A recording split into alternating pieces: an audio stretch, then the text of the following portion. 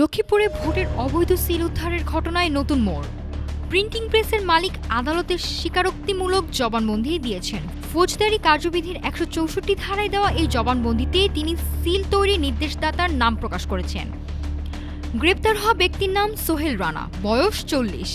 তিনি লক্ষ্মীপুর সদর উপজেলার টুমচর ইউনিয়নের বাসিন্দা এবং মারিয়াম প্রেসের স্বত্বাধিকারী।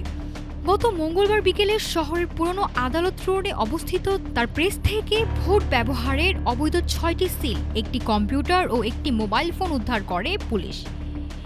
লক্ষ্মীপুর থানার ওসি জানায়, আসামি আদালতে স্বীকার করেছেন জামায়াতে ইসলামীর নেতা সৌরভ হোসেন ওরফে শরীফে নির্দেশ এসব সিল তৈরি করা হয়েছে। হোয়াটসঅ্যাপের মাধ্যমে অর্ডার দেওয়া হয়েছিল। স্বীকারোক্তিতে উঠে আসা সৌরভ হোসেন ওরফে শরীফ লক্ষ্মীপুর পৌরসভার ৪ নম্বর ওয়ার্ডে জামায়াতে ইসলামীর সেক্রেটারি। ঘটনার পর থেকেই তিনি আত্মগোপনে রয়েছেন। এই ঘটনায় জানাজানি হওয়ার পর সৌরভ হোসেনকে দল থেকে বহিষ্কার করেছেন জামায়াতে ইসলামী।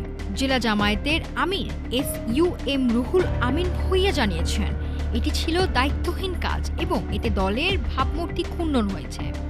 এদিকে বিএনপি অভিযোগ করেছে এটি পরিকল্পিত ভোট কারচুপির অংশ। লক্ষ্মীপুর ৩ আসনে ধানের শীষের প্রার্থী শহীদউদ্দিন চৌধুরী এনি দাবি করেন, এই ঘটনায় ইলেকশন ইঞ্জিনিয়ারিংয়ের ইঙ্গিত রয়েছে। পুলিশ বলছে দুটি দিক সামনে রেখে তদন্ত চলছে। সিলগুলো ভোটারদের প্রশিক্ষণের জন্য নাকি নির্বাচনে ব্যালট পেপারে অবৈধভাবে ব্যবহার করার উদ্দেশ্যে তৈরি, যা খতিয়ে দেখা হচ্ছে। একই সঙ্গে এই ঘটনার সঙ্গে আর কেউ জড়িত আছে কিনা সেটিও তদন্তের আওতায় রয়েছে। নির্বাচনের আগে এমন ঘটনা নতুন করে প্রশ্ন উঠছে ভোটের নিরাপত্তা ও স্বচ্ছতা নিয়ে। তদন্ত শেষে প্রকৃত উদ্দেশ্যে উদ্ঘাটনের অপেক্ষায় সবাই। নাফিসা সামিয়া, ঢাকা টুডে।